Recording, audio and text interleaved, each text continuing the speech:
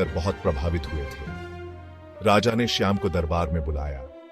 दरबार में बुलाए जाने पर श्याम बहुत गर्व महसूस कर रहा था। उन्होंने उसे एक अनोखी मूर्ति बनाने का आदेश दिया। राजा ने कहा कि यह मूर्ति उनके राज्य की शान होनी चाहिए। यह मूर्ति साहस और दृढ़ता का प्रतीक होनी चाहिए थी।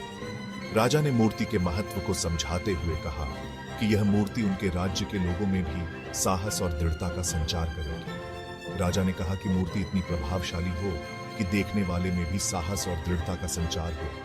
श्याम ने राजा की बातों को ध्यान से सुना और समझा। श्याम ये सुनकर बहुत खुश हुआ। उसे गर्व महसूस हो रहा था कि राजा ने उसकी कला को इतना महत्व दिया। उसे राजा के लिए काम करने का मौका मिल रहा था। गांव वाले भी श्याम की इस उपलब्धि पर गर्व महसूस कर रहे थे और उसकी मदद करने के लिए तैयार थे। वो तुरंत मान गया और मूर्ति बनाने की तैयारी में जुट गया। श्याम ने अपने औजार तैयार किए और मूर्ति बनाने के काम में लग गया। श्याम ने दिन रात एक कर दिया। वो मूर्ति बनाने में पूरी तरह डूब गया। उसने बहुत मेहनत की। पत्थर पर घंटों छेनी और हथौड़ी चलाता रहा, लेकिन किस्मत को कुछ और ही मंजूर था। जब मूर्ति लगभग पूरी होने वाली थी, तभी एक दिन अचानक उसके हाथ से छेनी फिसल गई और मूर्ति टूट गई। श्याम का दिल बैठ गया। उसकी सारी मेहनत पर पानी फिर गया था। श्याम बहुत निराश हुआ।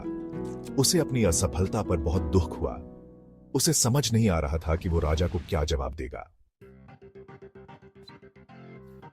सेक्शन 4, दूसरी कोशिश, अटूट लगन।